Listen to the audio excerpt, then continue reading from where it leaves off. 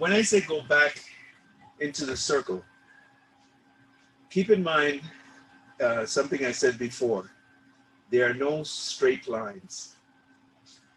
Everything meanders. Even a person, archer, using a bow and arrow in here and begins to shoot. He cannot shoot a straight line. The arrow will never fly in a straight line. It meanders. And you know why? You know why the arrow can't go a straight line? Because of those striations.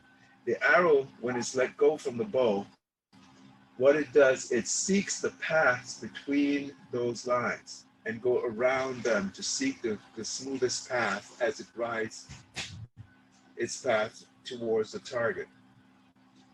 But not just the ones, not just the striations that are coming from the down, but it also, the striations which are coming up, it also has to ride this way. So it's making many movements all at the same time. So even when the arrow is released from the bow, it's making constant changes as it finds its path towards that target. It's not staying on one path and not doing anything else. It's making adjustments go along the way.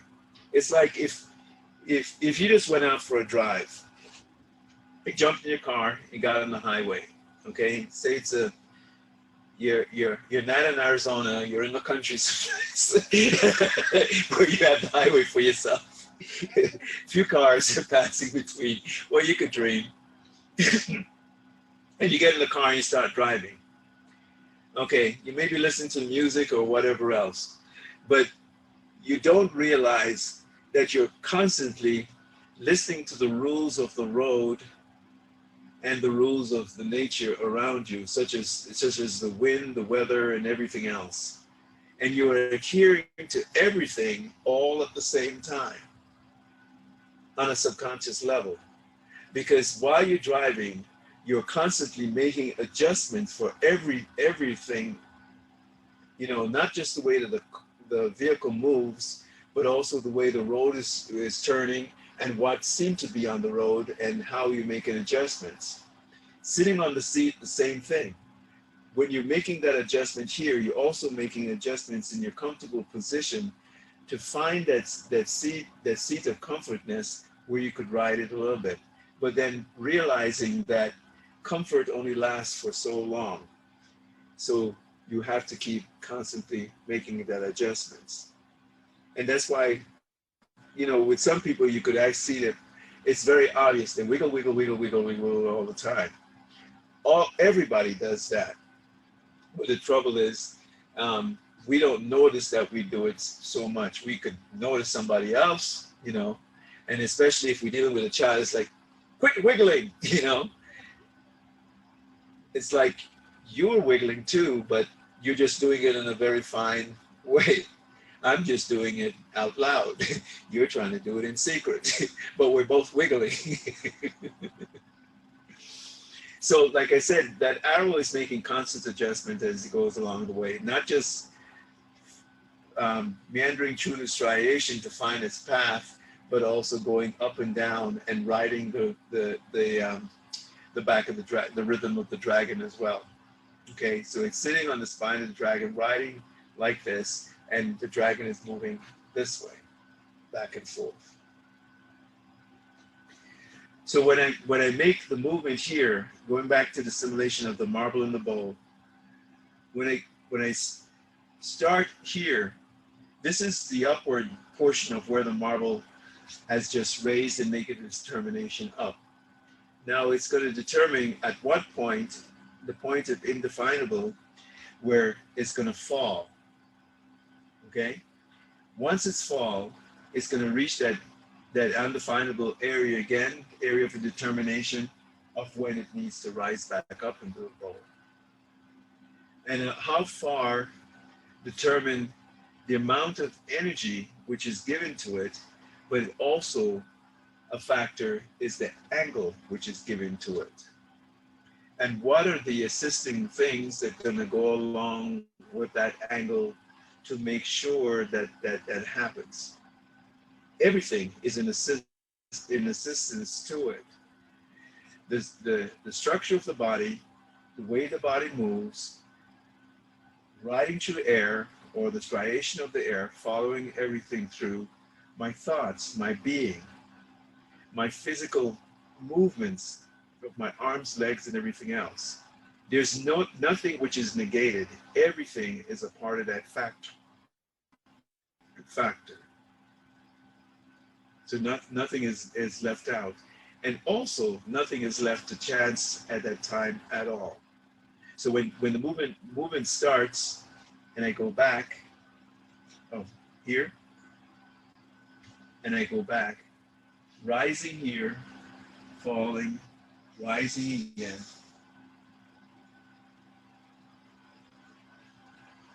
and fall. You see how that works? So it just reaches there, but I'm not controlling it. Neither am I interested in controlling it at all. You know, remember what the principle of the Taoist says? Get everything done, but don't do anything about it. I'm not interested in controlling it. It does what it does, but I know how it's riding, so therefore all I'm going to do is sit and enjoy the ride. I'm not going to try to figure it out. I'm going to try to leave it alone. Human beings, for almost every single generation, search for an understanding of things. And one of the things, the first thing we don't understand is that we don't understand. Because the more we look is the more we see, and the less we know at that point in time. Because no matter how far you go, there's always that much further which you could go. You know, you ever walk a trail and said, okay, I'm going to walk 3 miles up there, and you walk your trail and you reach your 3 miles. And then you look ahead and says, but that little scenery over there looks really good. You know, I need to go there. And then next thing you know, you're walking 3 1/10 mile, 3 1/4 mile, 3 1/2 miles, and then you veer off the track to the other side. A trip like that is good because you don't have a determination to go here. You walk your 3 miles, and here is this ending mark. Stop. And then turn around and walk back your other 3 miles again. There's no area of determination.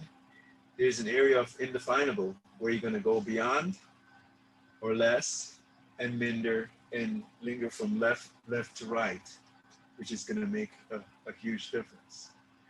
So if I decide, okay, I don't need to have any control over anything. I'm just going to be like a child. I'm just going to sit on this seesaw or this merry-go-round and just see what happens. Okay? Basically, that's the way you should enter, endure, and leave life. See what happens.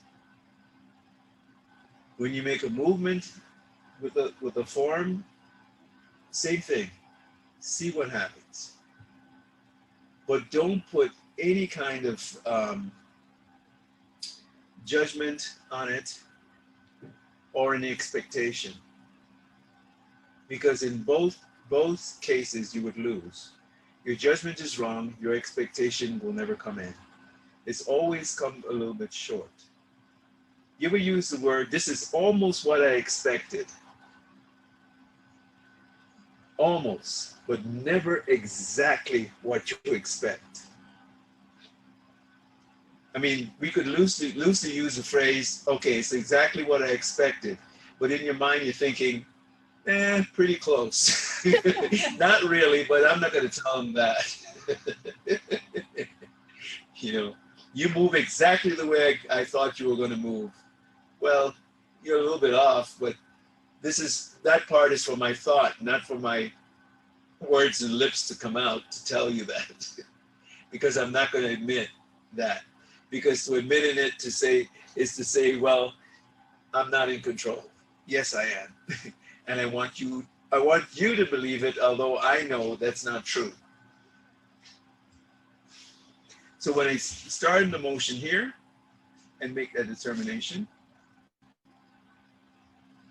the body just acts naturally.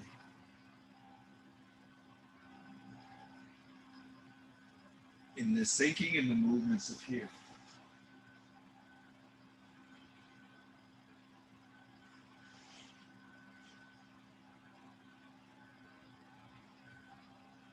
So a series of contraction and expansion, embracing and opening.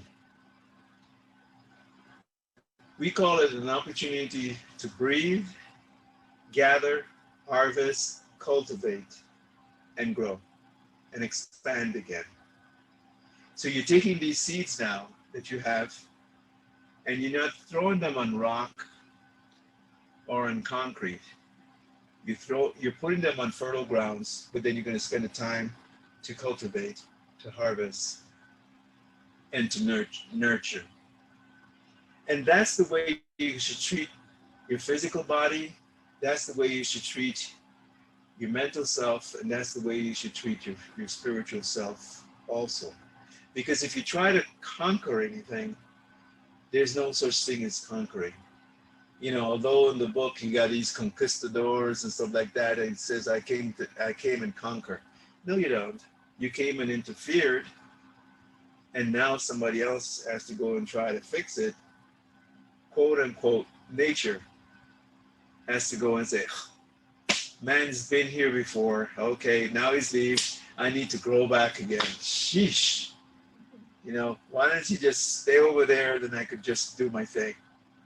You know, you can imagine how frustrated nature gets with us all the time. If nature was a being that could look, it'll keep looking at us, shaking her head, going, oh, okay, now I have to go fix it again.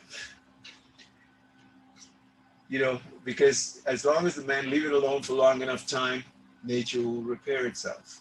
But as long as we keep interfering, he sits there and he waits and waits and waits. And then when we totally screw up and leave, he'll take over it because we're no longer there, either by choice or by death or by, you know, our own demise or whatever else. We're no longer there. So we go, finally, I could get to do what I need to do. You know, so what you want to do is let go of understanding, let go of the intellectual portion. Don't have a point of determination. In other words, no expectation, no goal. Don't try to predict an outcome. Don't try to go back to the past and do comparison with where you are. Don't try to leap forward to the future to compare the present and where you are. Predictability is just that. You could try to predict, but you could never hit it exact. There's no such thing as exact because things are constantly changing. And that's the way nature is. That's the way the universe is created in that fashion. There is